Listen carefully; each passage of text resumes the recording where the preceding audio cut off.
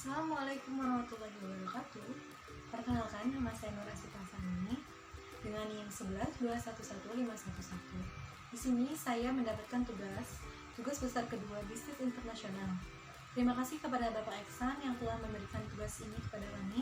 Semoga kami dapat menerapkannya di kehidupan dan di masyarakat.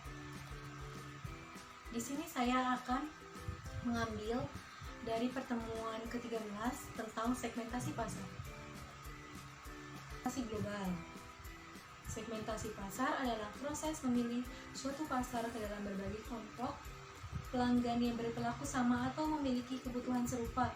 Setiap kelompok dipilih sebagai pasar sasaran untuk dilayani dengan strategi pemasaran tersendiri.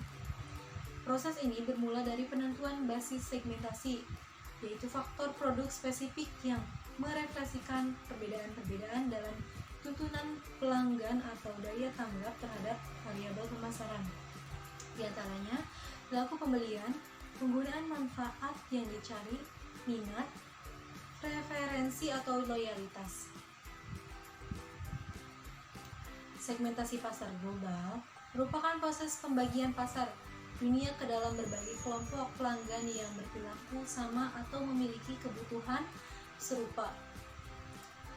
Bila segmentasi pasar global diartikan sebagai proses mengidentifikasi segmen-segmen spesifik, baik kelompok negara maupun kelompok konsumen ataupun individual, yang terdiri atas pelanggan potensial dengan atribut-atribut homogen yang mungkin menunjukkan perilaku pembelian serupa.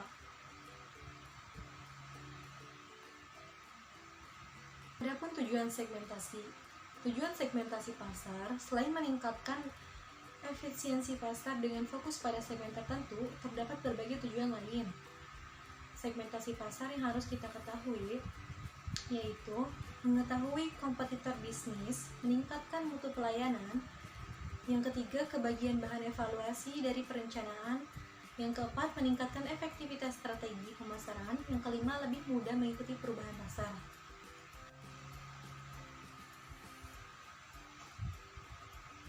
Adapun manfaat segmentasi pasar, yang pertama, strategi pemasaran yang kuat dan tepat. Yang kedua, mendapatkan pelanggan yang sesuai dengan target pasar. Yang ketiga, meningkatkan keuntungan perusahaan dan brand bisnis. Dan yang keempat, meningkatkan produk dan layanan yang terbaik. Kelima, membantu perusahaan mengatur produk untuk sesuai permintaan pasar. Yang keenam, memudahkan perusahaan mengatur budget yang masuk dan keluar. Adapun jenis-jenis segmentasi pasar. Yang pertama, segmentasi geografis adalah kedekatan di mana pasar pada segmen yang sama relatif dekat satu sama lain dan mudah didatangi pada kunjungan yang sama atau dihubungi dalam zona waktu yang sama. Namun, segmentasi geografis memiliki keterbatasan pokok, yaitu fakta bahwa pasar berada dalam kawasan geografis yang sama tidak lantas berarti bahwa pasar-pasar tersebut benar-benar sama. Jepang dan Vietnam misalnya, sama-sama terletak di Asia. Namun, Jepang berpendapat tinggi dan teknologi negara pasca industri, sementara Vietnam termasuk negara berkembang dengan penghasilan rendah. Perbedaan kedua negara ini justru melebihi kesamaan yang ada. Menurut Simon, dikutip dalam Kagan 1999, kawasan geografis merupakan basis segmentasi yang peringkatnya paling rendah dibanding kriteria seperti aplikasi, kelompok pelanggan, produk atau teknologi, tingkat harga, dan kualitas. Yang kedua, segmentasi demografis. Segmentasi demografis didasarkan pada karakteristik terukur dari populasi seperti usia, jenis kelamin, penghasilan, pendidikan, dan pekerjaan. Sejumlah tren demografis seperti semakin sedikit pasangan yang menikah, semakin sedikit jumlah anak dalam keluarga. Perubahan peran perempuan, meningkatnya pendapatan, serta standar hidup merupakan pendorong munculnya segmen global. Yang ketiga, segmentasi psikografis, yaitu proses pengelolaan orang dalam hal sikap, nilai, dan gaya hidupnya.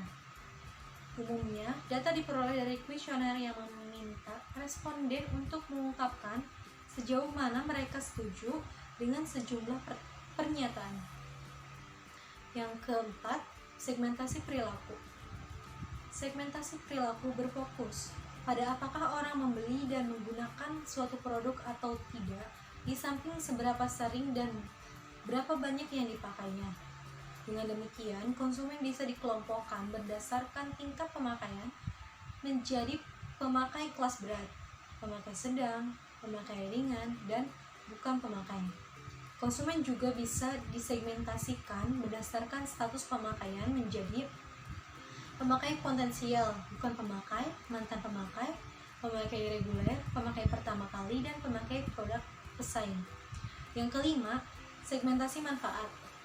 Segmentasi manfaat global berfokus pada penggilang dari persamaan nilai.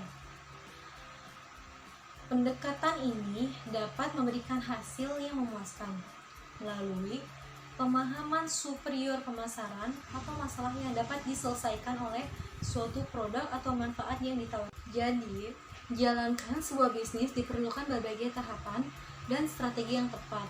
Salah satunya dilakukan dengan segmentasi pasar yang bertujuan untuk mengidentifikasi kebutuhan konsumen secara spesifik mengikuti perubahan pasangan yang bersifat dinamis.